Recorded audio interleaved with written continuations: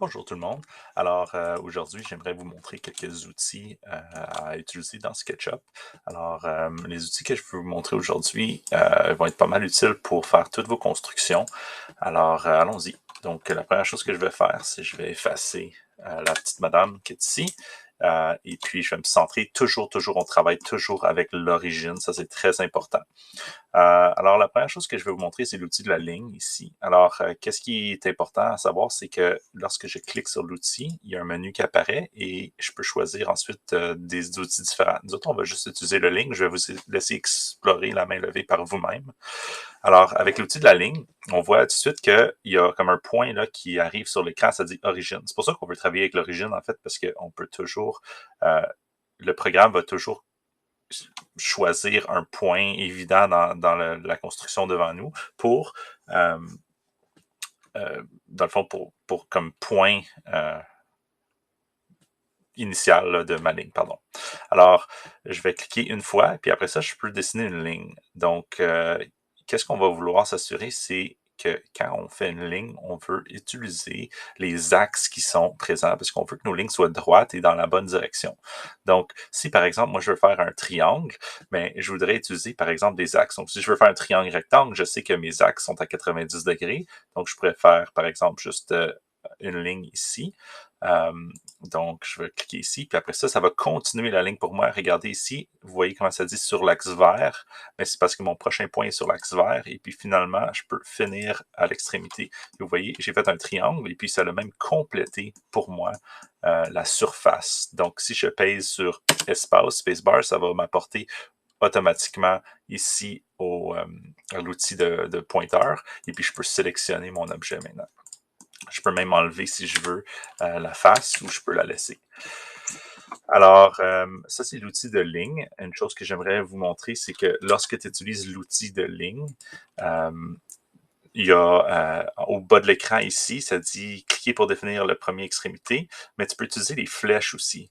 Dans le fond, tu peux verrouiller la direction. Donc, si je veux, je pourrais dire, OK, reste sur la... Donc, je suis pas trop certain là où je m'enligne parce que je suis dans une conception là, compliquée. Par exemple, je vois pas mes axes comme ça, puis là, je pourrais utiliser euh, les flèches. Donc, vous voyez, en ce moment, j'ai pesé la flèche par en haut. Ça veut dire que ça suit l'axe bleu. Si je pèse la flèche de côté, mais ça suit un autre axe. Mais là, j'arrive du mal à le voir. Donc, il faut que je zoome puis que je me retrouve un petit peu. Où on est perdu. Ah, donc, une fois que tu zoomes out assez, là, tu vas retrouver l'origine.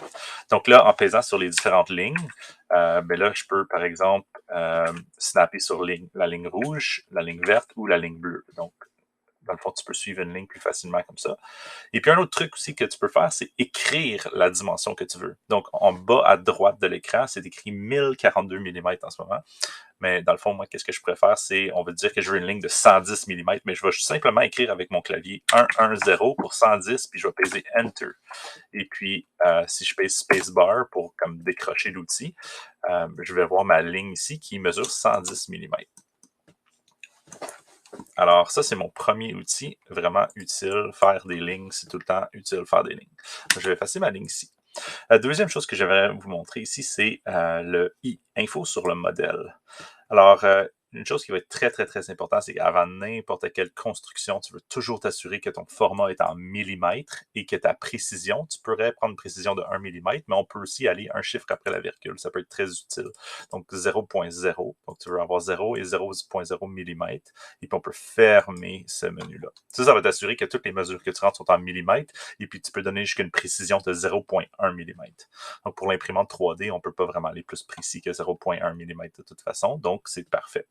Alors encore, je peux faire une ligne ici. Je veux faire ma ligne sur l'axe vert. Donc, je vais aller sur l'axe vert ici. Ça va comme snapper dessus automatiquement. Puis, je pourrais dire 500.2 mm. Donc là, j'ai mis 500.2 avec le clavier. Je pèse Enter sur le clavier. Puis là, je sais que j'ai fait une ligne qui est exactement 500.2 mm de long.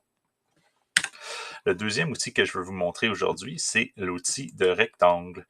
Alors, l'outil de rectangle, c'est un peu la même chose. Alors, tu vas peser, dans le fond, à l'origine, et puis, ou n'importe où que tu veux commencer ton rectangle, et ça va créer un rectangle. Donc là, je pourrais juste créer un rectangle comme ça, et ça va le remplir. Tu cliques une deuxième fois, dans le fond, pour relâcher l'outil. et puis ça va créer un rectangle. Par contre, moi, je veux pas n'importe quel rectangle, je veux dicter les dimensions de mon rectangle. Je veux que mon rectangle ait une certaine dimension. Donc, qu'est-ce que je vais faire, c'est que je vais commencer par cliquer à l'origine, ici, pour commencer un rectangle, mais je vais juste laisser ma souris libre, je vais pas cliquer une deuxième fois. Puis là, je veux créer un rectangle de 120 par 150 mm. Donc, qu'est-ce que j'ai fait? C'est que j'ai écrit avec le clavier 120, virgule cette fois-ci, 150. Donc, dans SketchUp, on va utiliser les virgules pour séparer les différentes mesures, puis on va utiliser le point pour aller chercher, dans le fond, plus de précision. Donc, un peu comme on utilise la virgule en français, en mathématiques. Donc, je pèse Enter, et puis j'ai créé, dans le fond, mon rectangle de 120 mm par 150 mm. Alors, ça, c'est pas mal utile de pouvoir faire ça. Une autre chose que vous allez voir, en fait, c'est que si tu cliques sur le rectangle, tu as accès à différentes formes géométriques. Alors, on peut faire un cercle, on peut faire un polygone. Et puis, dans chaque cas, il faut toujours suivre les instructions ici. Donc, sélectionner le point central, utiliser CTRL plus ou CTRL moins pour changer le nombre de segments. Donc, ça c'est pas vraiment utile, mais par exemple, je pourrais faire un cercle ici, et puis je veux faire un cercle d'un rayon. Donc là, c'est le rayon qui indique la grandeur du cercle. Donc, je voudrais faire un rayon de 80 mm. Donc, je vais écrire 80, je vais peser Enter, et puis ça va faire mon cercle qui est juste là. Alors, c'est parfait, j'ai fait un rectangle et un cercle. Et puis, un dernier petite astuce, on revient au rectangle. Je pourrais peut-être vouloir faire un rectangle, mais je ne veux pas créer mon rectangle depuis l'extrémité.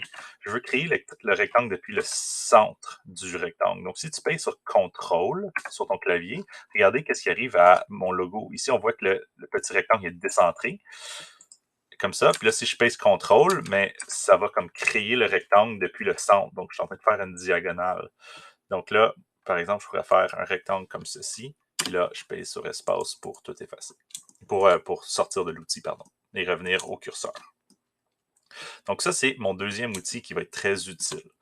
Finalement, en fait, le prochain outil qui est très utile, c'est l'efface. Donc là, j'aimerais ça effacer des lignes. Donc moi, j'aimerais ça que cette forme-là ait aucune ligne dedans. Donc je veux qu'elle soit toute belle et propre. Donc qu'est-ce que je vais faire? Je vais me promener. Je peux aller cliquer sur la ligne, mais tu peux cliquer juste à l'extérieur de la ligne et faire glisser ta souris par-dessus la ligne que tu veux effacer.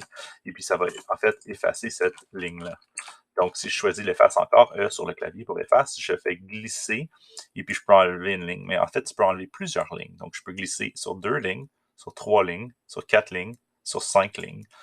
Oh, il m'en manquait une 6 lignes. Donc là, dans le fond, j'ai créé une grande surface ici. J'ai enlevé toutes mes lignes. Et puis, finalement, le dernier outil que je vais vous montrer dans ce tutoriel, c'est pousser-tirer. Alors, pousser-tirer te permet de faire des objets en 3 dimensions. Donc, qu'est-ce que je vais faire? C'est que je vais choisir une surface. Donc, je choisis la surface que je veux pousser-tirer en cliquant dessus avec le curseur ici. Et ensuite, je vais sur pousser-tirer et puis je peux prendre ma surface et la monter. Et puis, dans le fond, ici, je voudrais la monter d'une hauteur très spécifique. J'aimerais la monter de 100 mm. Donc, encore avec le clavier, je vais écrire 100 et je vais peser Enter. Donc ça, tu fais ça, dans le fond, si je recommence, tu cliques sur la surface, tu commences à la monter, tu peux arrêter de la monter comme ici. Là, j'ai 120 mm, parce que j'ai choisi ça avec ma souris. Ou tu peux cliquer une fois, monter. Là, j'ai juste cliqué sur la souris. Mon doigt n'est plus sur la souris, là, dans le fond. Je peux monter et descendre comme je veux. Et puis, à la place de cliquer pour la position finale, je peux écrire la dimension que je veux. Donc, on va dire je veux 60 mm. Je pèse 60 sur le clavier et Enter. Et là, je sais, 60, Enter, et là, je sais que j'ai, dans le fond, 60 mm de haut. Donc, c'est tout pour ce tutoriel. Merci et à la prochaine.